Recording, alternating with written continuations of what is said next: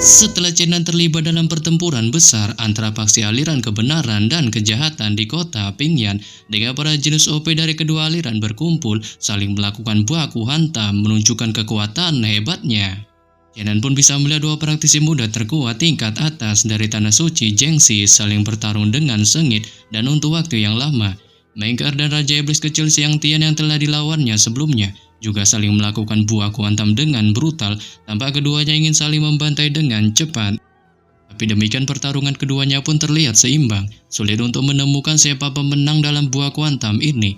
Ya, meskipun Raja Iblis Kecil Siang Tian memiliki seni bela diri dan kekuatan sihir yang luar binasa di dunia, itu pun sulit baginya untuk membantai Mengkeer. Mengingat Tanah Suci Dantai telah diwariskan dari zaman kuno hingga sekarang, dan para master maupun muridnya dari semua generasi telah menciptakan keajaiban dan metode sihir yang tak ada habisnya. Dengan meskipun metode seni bela diri telah membuat Mengkeer dalam bahaya beberapa kali selama baku hantam, tapi pada akhirnya ia masih memiliki kemampuan luar binasa hebat untuk melawan serangan ganas iblis. Yang bahkan Mengkeer juga menunjukkan kemampuan Dharma yang aneh, dan 5 petir jatuh di atas kekosongan, membombardir di sekitar Raja Iblis Siang Tian. Dengan itu juga seperti pedang surgawi, terus-menerus membombardir lubang hitam miliknya, yang dibentuk oleh hukum kekosongan hampir beberapa kali mencoba dihancurkan.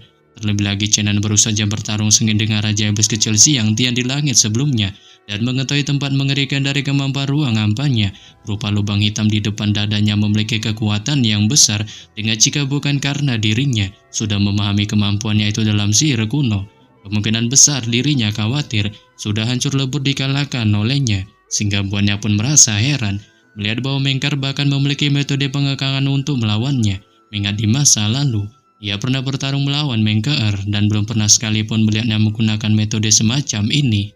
Tapi setelah memikirkannya sejenak, ia pun merasa lega, sebab di masa lalu, jika Mengkeer menggunakan semua kemampuan tersembunyinya itu, dipastikan ia bisa saja dikalahkan olehnya. Ia membuatnya pun akhirnya paham, tampaknya dalam menghadapi buah kuantum hidup dan mati ini, baik Raja Iblis Kecil Siang Tian di langit maupun Mengkeer, nyatanya telah mengungkapkan kemampuan sejati mereka dan tak lagi menyembunyikannya. Yang bahkan Chenan tahu, kedua faksi Tanah Suci Dantai dan faksi aliran Iblis Siang Tian telah bertarung selama ribuan tahun, dan tentu saja mereka telah mengetahui kekuatan sihir apa yang dimiliki masing-masing. Dengan berbagai dewa di Tanah Suci Dantai sangat kuat, dan kekuatan sihir Heng Tian berevolusi dari sihir ruang hampa yang belum sempurna, serta anehnya kedua faksi awalnya terbagi rata. Tapi hari ini metode bela diri yang belum pernah terjadi sebelumnya lahir, sehingga buat Mengkeer merasa sangat terancam. Ya, meskipun ia memiliki berbagai cara sihir untuk melawan kekosongan, ia pun masih merasa pusing menghadapi bela diri yang aneh dan tak terduga itu, sebab Raja Iblis Kecil Siang Tian terus-menerus memandu pergerakannya serta mengubah posisinya yang membuatnya sulit untuk memprediksi. Sehingga ini pun memungkinkan mustahil bagi keduanya untuk menang atau kalah dalam lebih dari 1000 gerakan, dan ia akhirnya akan menderita kerugian dalam jangka panjang dikarenakan kecepatan pihak lain membuatnya sangat kewalahan. Dan tak jauh dari pertarungan keduanya, Chenan pun tiba-tiba merasakan kegelisahan di hatinya, sebab pada saat ini ia merasakan aura kematian yang kuat dari Raja Monster yang tertutup baju besi bernama Gusi, yang bahkan Mengkeer dan Raja Iblis Kecil Siang Tian pun juga merasakannya. Dengan keduanya yang merasa pertarungan mereka tak ada habisnya, memilih untuk mengakhirinya dan memutuskan untuk melesat ke arah Gusi, menyerangnya bersama-sama. Mengingat keduanya tahu, Raja Monster ini terbilang mengerikan. Daripada dendam kesumat antar kedua faksi aliran mereka, memungkinkan mereka harus menyingkirkannya terlebih dahulu, baru kemudian mengkanjutkan duel pertarungan lagi. Namun menghadapi kedua serangan dari Mengkeer dan Raja Iblis Kecil Siang Tian, Gusi pun hanya menunjukkan ketenangannya, sebelum kemudian mengayunkan lengannya, memunculkan 2 cincin tembaga terpasang di lengannya, maupun seekor burung monster lapis baja. Dengan itu langsung mengubah sosoknya bagaikan dewa berlengan banyak di udara, disertai dengan suara dentang cincin tembaga yang langsung mengaluh serta membalikkan semua serangan dari Mengkeer dan Raja Iblis Kecil Siang Tian, yang mengakibatkan keduanya pun terbental mundur cukup jauh, sehingga menyebabkan semua orang di kota Pingyan yang menyaksikan pertempuran brutal ini sontak terkejut. Dengan masing-masing dari mereka tak menyangka Gusi memiliki kemampuan terkesan sangat OP, dan juga bertanya-tanya tentang gerangan asal-usul sebenarnya dari burung aneh miliknya. Namun ketika semua orang di kota Pingyan masih menunjukkan keterkejutannya, Mengkeer pun yang terpental akibat serangan dari Gusi dan burung monsternya sebelumnya, mengalihkan pandangannya ke arah Raja Iblis Kecil Siang Tian dan mengajaknya untuk berdamai kali ini, serta mengkanjutkan baku hantam antar mereka di lain hari, sebab ia merasa mereka harus menyingkirkan Gusi terlebih dahulu, dikarenakan sosoknya sangat mengancam bagi kedua faksi mereka, dan tak sanggup untuk melawannya. Ia pun secara bagongnya menyerahkannya pada Raja Iblis Kecil Siang Tian untuk diatasi, sebelum kemudian memutuskan untuk dengan cepat terbang mundur. Setelah melihat Mengker dengan cepat terbang mundur, meninggalkan area pertarungan, Raja Iblis Kecil Siang Tian pun spontan menunjukkan mode bengongnya. Dengan meskipun ia terbilang sangat tengil, ia pun nyatanya tak akan gegabah dalam menghadapi musuh yang kuat, dan tak ingin bertarung melawan sejumlah orang di bawah pengawasan musuh-musuhnya, yang oleh karenanya melihat Mengker ingin menyerahkan musuh kuatnya padanya. Raja Iblis Kecil Siang Tian pun mengalihkan tatapannya ke arah Gusi, dan secara bagongnya merekomendasikannya untuk bertarung melawan seorang tuan muda terkuat. Di balik pandangan matanya melihat ke arah Chenan, tampak menyuruhnya untuk bertarung melawannya. Tapi jika ia memang ingin melakukan buah hantam melawan musuh terkuat ketimbang Chenan, ia pun menyarankannya untuk melakukan buah hantam melawan Mengker. Didasari atas dirinya, ia merupakan jenis praktisi terkuat di wilayah timur. Saat ini pun Ban Gusi yang mendengarnya sontak menunjukkan keganasan di raut wajahnya, dan ia segera mendorong burung aneh miliknya untuk tanpa basa-basi langsung menyerbu ke arah Mengker. Tapi ketika melihat Gusi menyerbu ke arahnya, Mengker pun mengangkat tangannya menuju ke arah Chenan, dan cara liciknya memberitahukan pada Gusi untuk bertarung saja dengannya, sebab pemuda ini pernah membantai seekor naga OP maupun membantai seorang master yang tak tertandingi, dan baru-baru ini juga telah menanduk seorang Raja Iblis Kecil, siapa lagi kalau bukan Siang Tian, sampai-sampai membuatnya secara cupunya melesat kabur.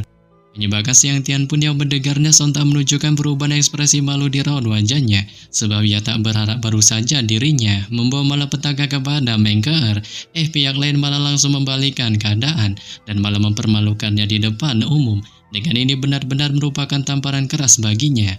Tapi mendengar perkataan dari Mengker, Gusi pun segera mengalihkan tatapannya ke arah Chenan di balik keheranannya, dikarenakan sebenarnya ia sudah memperhatikannya sebelumnya dan sudah merasakan bahwa sosoknya adalah pemuda yang sangat kuat. Hanya saja dibandingkan dengan Mengker, Siang Tian dan yang lainnya, dirinya tanpa tak mau menonjolkan sedikit pun kemampuannya, didasari atas berbagai kekuatan magis dan teknik magis yang ditunjukkan oleh Mengker dan Siang Tian begitu menarik. Dengan yang satu menunjukkan metode tunggal yang mirip dengan si ruang angkasa, dan yang lain menunjukkan kekuatan magis yang sangat hebat, sehingga buat Chenan pun terkesan memilih untuk mengabaikannya. Tentu saja Gusi juga tahu bahwa baik Siang Tian maupun Mengker memiliki niatan untuk menggulingkannya, sehingga membuatnya pun hanya bisa menuruti keinginan mereka dan siap mengubah tujuannya. Saat saya burung monster lapis bajanya itu terbentang, dan ia melesat meluncurkan serangannya ke arah Chenan seperti kilatan cahaya. Tapi di sini kakek naga Longo pun yang melihatnya. Cara heroik segera melesat ke arah Chenan untuk segera mengalau serangannya, sebelum kemudian ia pun menyuruhnya untuk melakukan tindakan. Mengingat jika ia hanya menunjukkan mode diamnya itu sama saja sebuah tindakan tulul. Saat ini pun Chenan yang mendengarnya segera menutup mulutnya menghentikan ucapannya dan berbisik memberitahukan padanya bahwa tindakan diam ini dilakukannya hanya semata-mata untuk melindungi dirinya sendiri, sebab ia sama sekali tak membuat Gusi marah ataupun juga tak ingin membuatnya menjadi musuh untuk dirinya sendiri. Dengan setelah memberitahukan hal ini pada kakek naga Longwu, ia pun mengalihkan tatapannya ke arah Gusi dan secara tengilnya menantangnya untuk datang melakukan buah hantam dengannya. Mengingat meskipun dirinya telah bertarung dengan Raja Iblis Kecil Siang Tian selama lebih dari 1000 ronde barusan, ia nyatanya masih memiliki kekuatan untuk melawannya. Menyebabkan Gusi pun yang mendengarnya hanya menunjukkan mode diamnya, dan tentu saja ia mengerti maksud kata-kata Chenan hanya bermaksud untuk memprovokasinya mengganti lawannya. Dengan bayangkan saja jika ia melakukan buah hantam dengan lawan yang lelah, jika ia menang itu nyatanya tak akan ada kemuliaan, sebab tujuannya datang ke sini hanya ingin menggunakan pertempuran faksi suci ini untuk menyebarkan reputasi hebatnya di dunia kultivasi. Dan bahkan jika ia tahu Chenan sedang melawannya dengan kata-kata, dirinya enggan untuk memulai pertarungan dengannya. Tapi melihat ketinggalan dari Chenan, kakek naga Longo pun yang mengkhawatirkan akan kondisinya. Cara licik melontarkan teriakan yang menyuruh Gusi untuk melihat ke arah 4 pria dan seorang wanita di bawah yang merupakan kelompok Nangong Xian'er agar melakukan buah hantam saja melawan mereka. Didasari mereka yang semuanya notabene merupakan sejumlah praktisi faksi suci, dan jika ia ingin bertarung untuk reputasi, maka merekalah sejumlah orang yang bisa mendongkrak reputasi besarnya. menyebabkan Gusi Punyang mendengarnya, menunjukkan minatnya. Di balik emosi jadi wajahnya semakin kuat, dan akhirnya burung monster lapis baja besi miliknya dengan cepat meluncur turun dari langit, seperti kilatan hitam melesat ke arah kelompok Nangong Xian'er. Diikuti cincin ganda di tangannya, terus berayun menyemburkan kabusir hitam yang langsung menyelimuti burung monster lapis bajanya, sehingga mengakibatkan kelompok Nangong Xian'er yang terkena serangannya masing-masing terpisah dalam sekejap. Namun ketika si burung monster hendak menghabisi kelompok Nangong Xian'er, tanpa diduga suara sejumlah iblis pun tiba-tiba terdengar, diikuti kemunculan sosok tinggi besar yang ternyata adalah malaikat jatuh bersayap abu-abu, memiliki penampilan yang sangat perkasa, sebab selain beberapa dewa di alam surgawi barat, sisanya memiliki sayap di punggung mereka, dan sebagian besar dewa bersayap ini adalah malaikat, dengan malaikat yang tunduk pada jalan kebenaran, memiliki sayap putih dan tanpa celah di punggung mereka, sementara malaikat yang tunduk pada jalan iblis, sebagian besar memiliki sayap abu-abu atau hitam. Yang bahkan menurut legenda di masa lalu, malaikat tanpa sayap gelap di surga nyatanya semuanya milik para dewa, tapi kemudian beberapa malaikat tak dapat menahan godaan iblis, mengkhianati dewa, dan menyerahkan diri ke pelukan iblis, sehingga sejumlah malaikat ini disebut sebagai malaikat jatuh. Terlebih lagi yang memperlihatkan sepasang sayap abu-abu di depan dunia, dengan beberapa tulang yang terlihat sangat mengerikan, dan meskipun sudah lama mengering, tapi itu tetap sangat mengerikan.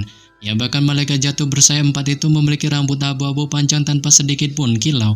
Di balik mata abu-abunya yang mati bersinar dengan cahaya hantu, dan tubuhnya menunjukkan napas kematian yang tak berujung. Dengan menurut mitos dan legenda, ia merupakan sosok malaikat perkasa terkuat di masanya, sehingga membuat Chenan pun yang melihatnya sontak menunjukkan rasa herannya dengan tak menyangka ia pada akhirnya bisa melihat seorang malaikat bersayap yang sangat mengerikan.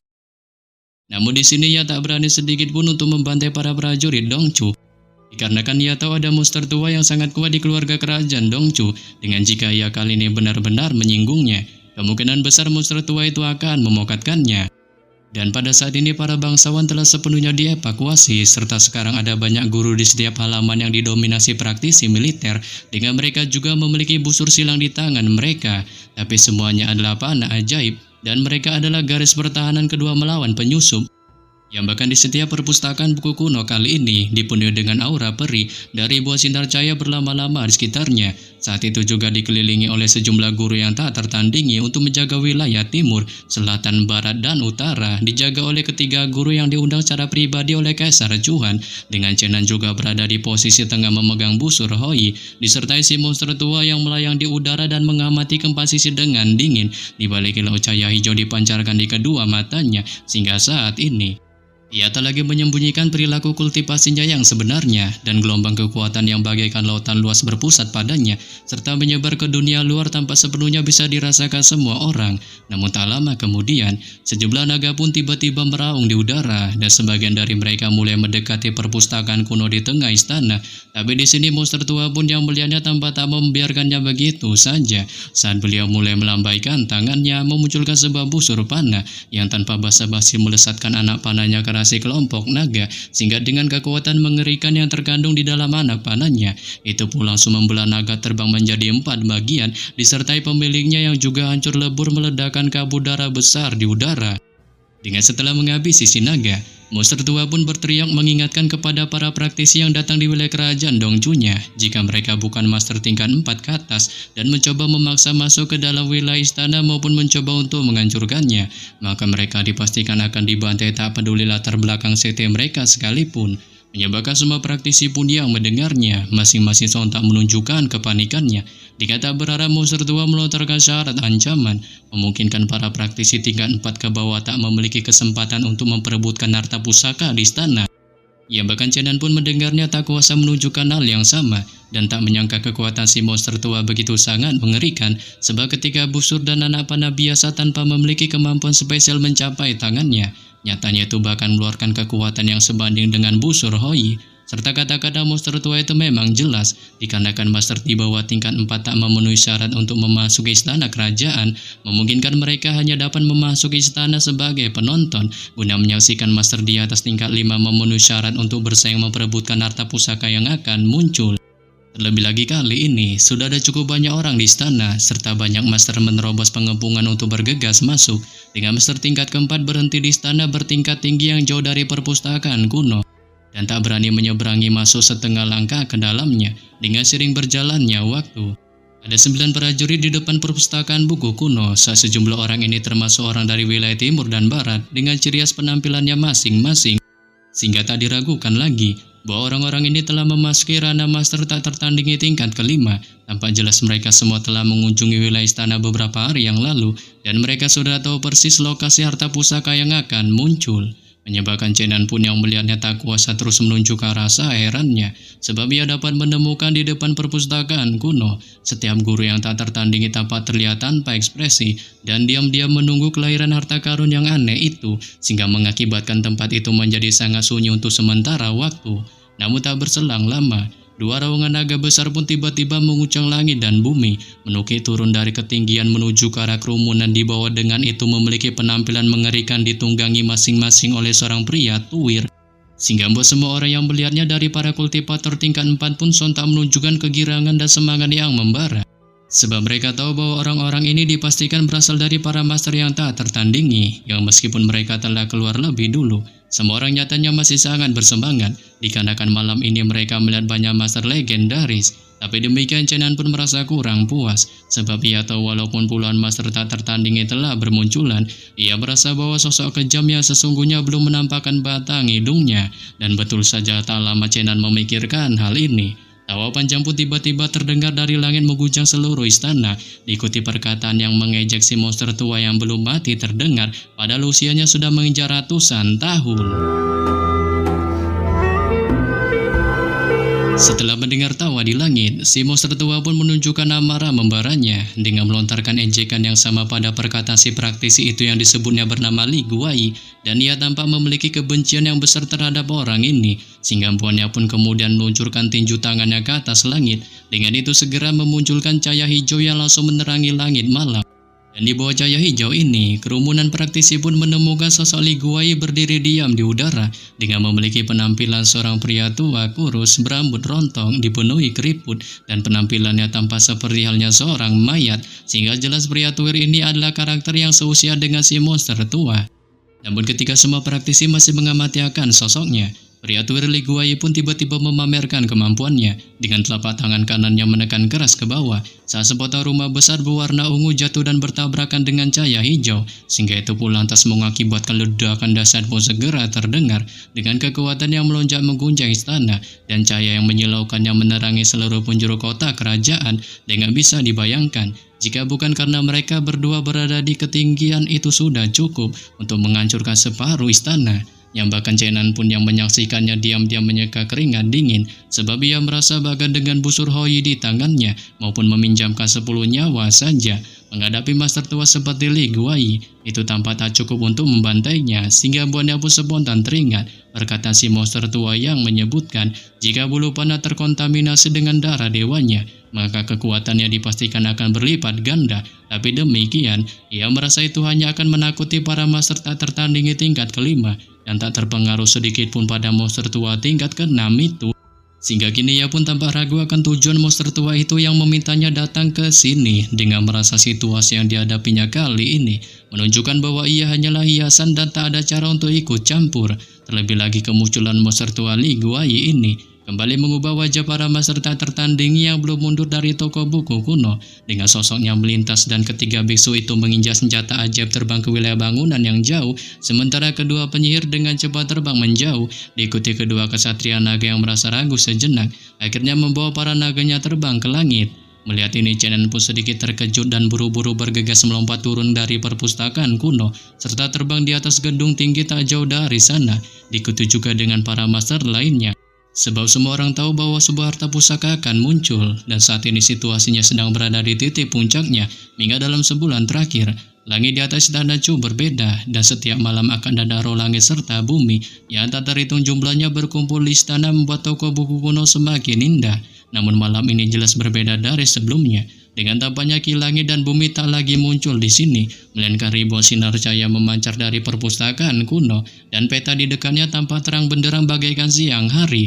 Tapi tak lama kemudian, gelombang energi melonjak dari tanah dan semua orang merasakan getaran ringan di bumi. Dengan pada saat ini, cahaya yang terpancar dari perpustakaan kuno menjadi lebih terang dan auranya semakin kuat, Disertai suara berderit yang perlahan mulai dimunculkannya, tampak jelas toko buku kuno ini akan runtuh akibat hantaman gelombang aura yang datang dari bawah tanah. Dengan untungnya, Kaisar Cuan telah memerintahkan para prajuritnya untuk membawa buku-buku kuno itu keluar terlebih dahulu, dikarenakan jika tidak, kerajaan Dongchunya dipastikan kali ini akan menderita kerugian besar. Dan betul saja bersama dengan pancaran cahaya terang itu, perpustakaan kuno akhirnya meledak runtuh dalam gemuruh, disertai cahaya cemerlang tiba-tiba muncul di TKP reruntuhan, diikuti sebuah lubang hitam besar tampak seperti gua muncul di mata semua orang, yang ternyata itu adalah terowongan yang sengaja memang dibuka oleh si monster tua dengan tak jauh dari gua. Terdapat beberapa retakan besar disertai suara ledakan yang sangat keras. Tanpa ada sesuatu yang pecah terdengar menembus TKP gua dan merasa itu merupakan sebuah harta pusaka yang muncul. Para praktisi lainnya berbondong-bondong bergegas menuju pilar cahaya, disertai banyak master tingkat 4 yang tadinya menjadi penonton. Tampaknya tergiur telah melupakan peringatan monster tua sebelumnya, dengan mereka semua mengerumuni TKP gua besar. Yang bahkan ketiga monster tua di udara pun juga ikut bertindak, sebab mereka tahu bahwa berbagai harta karun di sini pasti sebanding dengan artefak seperti busur Hoi, dan menurut spekulasinya, tampaknya harta karun itu belum disegel, memungkinkan jika diperoleh terlebih dahulu dan dikendalikan, itu dipastikan akan sangat menguntungkan mereka. Namun tepat ketika sejumlah praktisi itu baru saja mengitari gua, tiba-tiba gelombang sinar cahaya mengerikan muncul dari dalam gua, sehingga mengakibatkan sejumlah praktisi yang telah menerobos masuk ke dalam gua, semuanya terlempar keluar dan akhirnya jatuh mokat di tanah. Tapi tak berselang lama pasca mokatnya sejumlah praktisi itu, sebuah telapak tangan besar pun muncul dari permukaan, menandai hamparan kehampaan yang luas, sehingga mengakibatkan ketiga monster tua pun terhempas mundur dari udara. Ya, bahkan tekanan dahsyat dari telapak tangan raksasa itu pun buat wilayah sekitarnya bergetar hebat. Tapi tak berselang lama, cahaya dari telapak tangan besar itu pun semakin redup dan akhirnya menghilang di udara, sehingga buat ketenangan pun kembali dirasakan di sekitar TKP gua, menyebabkan Chenan pun yang melihatnya menunjukkan rasa herannya. Dikarenakan kali ini ia dapat melihat para master tingkat 4 tak lagi impulsif seperti sebelumnya, dan tak ada yang berani bergerak maju dengan tergesa-gesa, serta puluhan master tak tertandingi tingkat 5 juga dengan tenang melawan ke samping dan menolak untuk maju, sebab mereka teringat kata-kata peringatan si monster tua sebelumnya, yang buat mereka terguncang untuk sementara waktu, dan tak seorang pun berani bergerak. Terlebih lagi alasan monster tua melakukan ini adalah karena setelah banyak master menyerbu masuk ke dalam gua secara bersamaan, mereka akan menyentuh beberapa penghalang kuat yang mungkin ada di dalamnya selama pertempuran jarak dekat, yang bahkan ketiga monster tua di udara saling berpandangan dengan waspada, dan ketiganya bergegas kembali menuju gua secara bersamaan, mengingat dengan harta yang ada di dalamnya, sulit bagi mereka untuk menolak mengambilnya. Namun ketika Chenan masih mengamati para praktisi ini, sebuah tawa pun tiba-tiba terdengar di langit, diikuti kemunculan ketiga sosok manusia yang ternyata tanpa diduga adalah kelompok Jones, si master terkuat tingkat 6 wilayah Barat.